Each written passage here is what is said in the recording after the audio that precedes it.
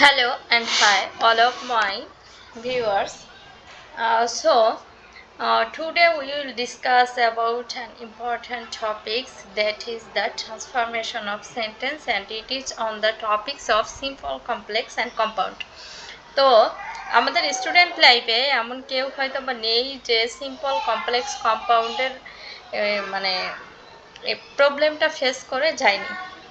তো গ্রামারের যতগুলো বিষয় আছে আমি নিজেও পড়াতে গিয়ে দেখেছি যে স্টুডেন্টদেরকে যতই পড়ানো হচ্ছে ঘুরে ফিরে সেই কমাতেই চলে আসছে। তো এইটাকে আমি যতটা সম্ভব একদম একটা চার্টের মাধ্যমে এবং একটা সেন্টেন্স দিয়ে কিভাবে বাকি যেমন যদি সিম্পল হয় সেই সিম্পলটাকে কিভাবে কমপ্লেক্স করা যায়, কিভাবে কম্পাউন্ড করা যায়, একই সাথে একটা সেন্টেন্সকে আমরা তিনটা করে করা শিখেছি। তো আজকের ভিডিওর আলোচ্য বিষয় হচ্ছে যে আমরা সহজে কি করে একটা সেন্টেন্স থেকে বাকি দুইটা সেন্টেন্সেও ট্রান্সফার করতে পারবো। সো আমরা জানি এটা হচ্ছে ট্রান্সফরমেশন অফ সেন্টেন্স। তো আমাদেরকে ফার্স্ট জানতে হবে what is transformation of sentence. First of all I would like to say transformation of sentence is one kind of transform, and in here the sentence will be transferred but the meaning will not be transferred. That's mean হচ্ছে যে transformation of সেন্টেন্সে sentence একটা sentence থেকে অন্য সেন্টেন্সে যেতে পারবে, কিন্তু একটা সেন্টেন্সে কোনো সেন্টেন্সে যাওয়ার পরে সেন্টেন্সের সম্পূর্ণ অর্থ কিন্তু পরিবর্তন করা যাবে না। দৈনন্দিন জীবনে আমরা অনেক সেন্টেন্সই সিম্পল, কমপ্লেক্স এবং কম্পাউন্ডের ব্যবহার করি, বাট এর সিকোয়েন্সগুলো আমরা আদৌ বুঝতে পারি না। So let's go start our today's class. First on here is the chart, and in the chart we can see there are some short techniques I have usually used to transfer the sentence. First of all, this is simple. আমরা যখনই বাক্যের মধ্যে এই বিষয়গুলো দেখব, যেমন যদি ভার্বের সাথে আইএনজি থাকে তাহলে সিম্পল, যদি বিকজ অফ থাকে simple, in spite of or despite of থাকলে simple, to dot dot to থাকলে সিম্পল হয়। এরপর হচ্ছে বাই প্লাস ভার্বের সাথে আইএনজি থাকলে তখনও সিম্পল হয়। আর একটা হচ্ছে উইদাউট প্লাস ভার্বের সাথে যদি আইএনজি থাকে সেক্ষেত্রেও কি হয়, সিম্পল হয়। এখন আমাদের প্রত্যেকটা সিম্পলকে কিভাবে কমপ্লেক্স অ্যান্ড কম্পাউন্ডেড করা যেতে পারে। তো সবার আগে আমাদের ডিফারেন্স কোথায় আছে সেইটা ভাবি। সেটা না, যেমন সিম্পল থেকে কমপ্লেক্সের ক্ষেত্রে আমাদের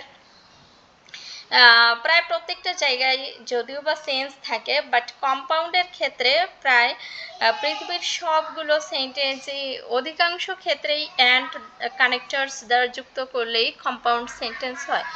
কিন্তু দুইটা জায়গায় ব্যতিক্রম।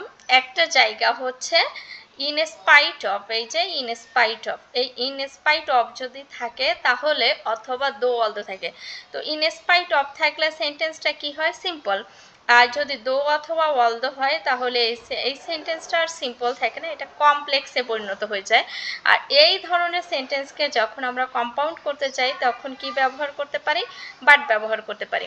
আরেকটা জায়গায় ডিফারেন্স আছে, সেই ডিফারেন্সটা হচ্ছে উইদাউট প্লাস ভার্বের সাথে আইএনজি, উইদাউট প্লাস ভার্বের সাথে আইএনজি আরেকটা জায়গায় ডিফারেন্স আছে, এবং সেই ডিফারেন্সটা হচ্ছে উইদাউট প্লাস ভার্বের সাথে আইএনজি। এখানে কি হয়, এই উইদাউট প্লাস ভার্বের সাথে আইএনজির ক্ষেত্রে হচ্ছে দুই পাশে দুইটা ইম্পারেটিভ বাক্য বসে, দুই পাশে দুইটা ইম্পারেটিভ বাক্য বসে, আবার হচ্ছে মাঝখানে ওয়ার বসে।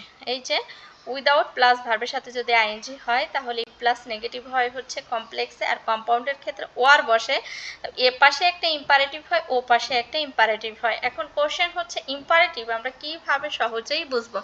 একটা দুই পাশে দেখা যাবে যে দুইটা প্রিন্সিপাল ক্লজ দ্বারা ন্যাচারালি এটা যুক্ত হবে, বাট এই প্রিন্সিপাল ক্লজ যে যুক্ত হয়েছে এই প্রিন্সিপাল ক্লজে অবশ্যই সাবজেক্ট থাকবে, অবশ্যই প্রিন্সিপাল ভার্ব থাকবে। আর আমাদের ইম্পারেটিভের রুলসের আমাদের আরও ভিডিও আছে এখানে, তারপরে এটাকে আবার লং টার্ম করে করা হবে যে কিভাবে আমরা সহজেই ইম্পারেটিভ করতে পারবো, বা কিভাবে ইম্পারেটিভ দেখলে বুঝবো যে ইম্পারেটিভ।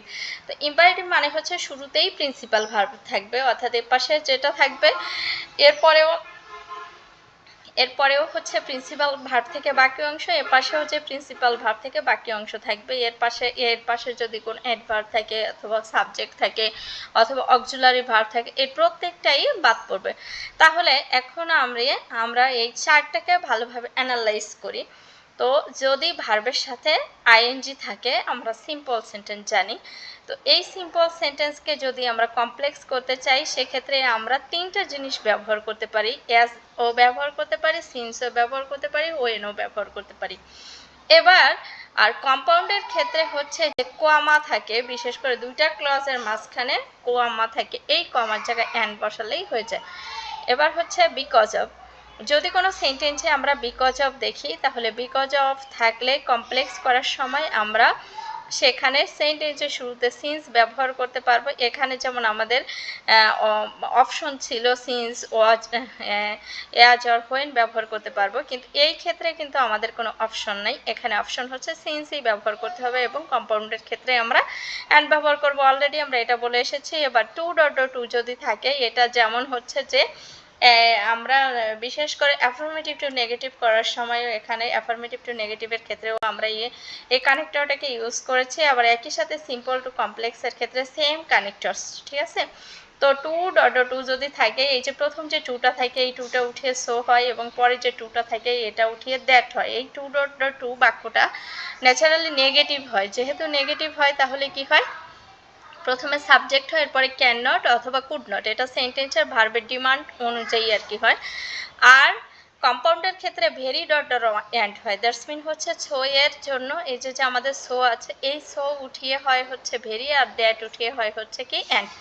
এবার টু অথবা in order to, not only to আর in order to, all kinds of phrasal to, যেমন owing to, due to, in order to, with a view to, owing to, এমন যতগুলো টু যুক্ত সেন্টেন্স থাকবে, this is the simple sentence. এবং আমরা এটাকে যদি কম্পাউন্ড করতে চাই, তাহলে আমাদের কি করতে হবে, কথা হচ্ছে টু অথবা এই যে ফ্রেজাল যে টুগুলো থাকে, এটাকে তুলে দিয়ে এরপরে আমরা ব্যবহার করব হচ্ছে সাবজেক্ট প্লাস ক্যান অথবা কুড। এইটার সাথে এইটার ডিফারেন্সটা মনে রাখতে হবে।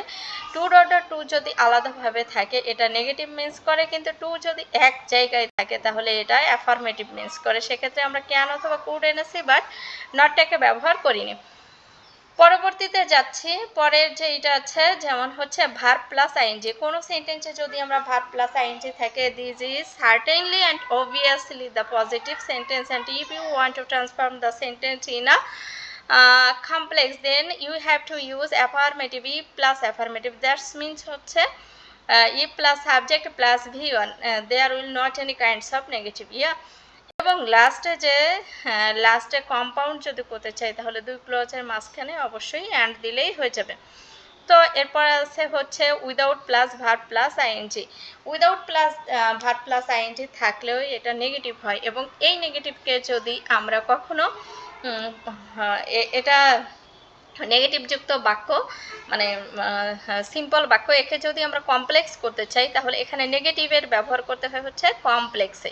সিম্পলে হচ্ছে সিম্পল, এটা যদি উইদাউট থাকে, উইদাউটের মধ্যে নেগেটিভটাকেই প্রকাশ পায়। আর একে কমপ্লেক্স করতে হলে আমরা ই plus subject plus do not, did not, does not, এরকম মানে নেগেটিভ কিছু ইউজ করতে হবে। আর এটা তো অলরেডি বলাই হয়ে গেছে। So let's go, there are some exercise for you. এখানে আমরা যে সেন্টেন্সগুলো রেখেছি, এই সেন্টেন্সগুলো যেমন আমরা দেখি, ট্রাভেল, ফিনিশিং মাই ওয়ার্ক, এখানে কি আছে, finishing my work, I shall go with you, তার মানে হচ্ছে আমার কাজ করে আমি তোমার সাথে যাব। This is the simple sentence. Travelling many places we can gather vast knowledge, this is also simple sentence. On the other hand, এখানে যতগুলো সিম্পল সেন্টেন্স আছে, আমরা প্রত্যেকটা সিম্পল সেন্টেন্সকেই